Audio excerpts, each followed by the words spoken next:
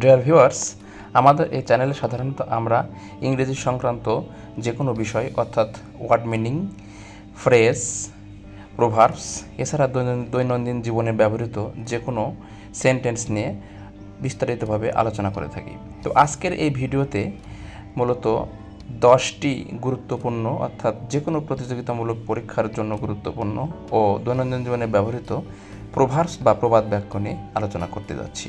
তো ভিউয়ার্স, চ্যানেলটি যদি সাবস্ক্রাইব না করে থাকেন তাহলে চ্যানেলটি সাবস্ক্রাইব করুন এবং বেল বাটন অল করে দিন, যাতে পরবর্তী ভিডিওটা আপনার কাছে খুব সহজে পৌঁছে যায়।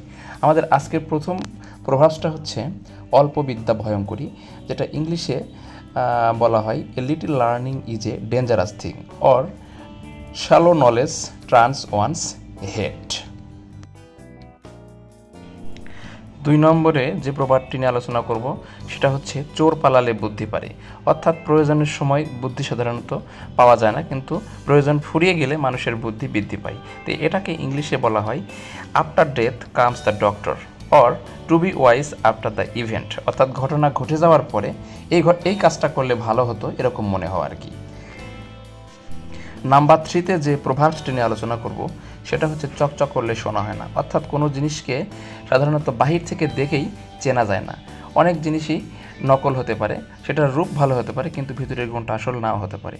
এটাকে ইংলিশে বলা হয় all that glitters is not gold or trust not appearance are deceptive, অর্থাৎ মানুষের বাহিরের অ্যাপিয়ারেন্স বা মুখমণ্ডল দেখেই বিশ্বাস করা যাবে না, কারণ অ্যাপিয়ারেন্সটা প্রতারণামূলকও হতে পারে, এরকম বোঝায় আর কি। নাম্বার 4-এ যে প্রভাবসটি নিয়ে আলোচনা করতে যাচ্ছি তা হচ্ছে সব ভালো যার শেষ ভালো, অর্থাৎ যে জিনিসটার শেষ ভালো সেটাই হচ্ছে আসল ভালো।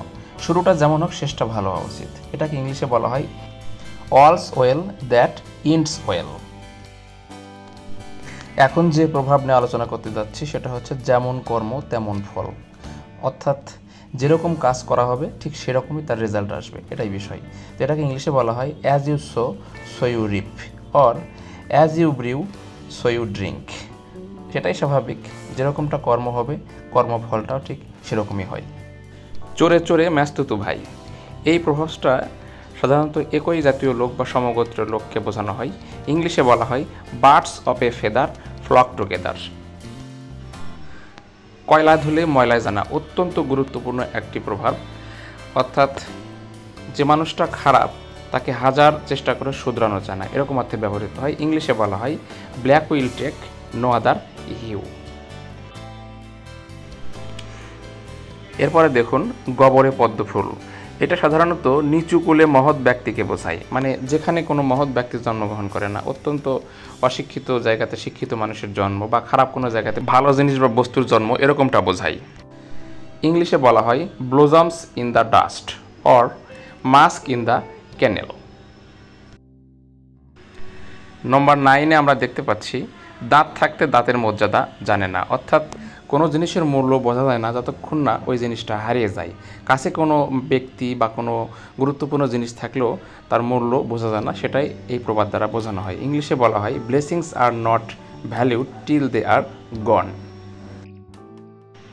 সবশেষে যে প্রভাবটি নিয়ে আলোচনা করব সেটা হচ্ছে আকাশ কুসুম কল্পনা করা। আমরা প্রায় বলে থাকি বসে বসে আকাশ কুসুম চিন্তা করো না, অর্থাৎ এমন একটা কাজের চিন্তা করো না যেটা কখনো হওয়া সম্ভব না।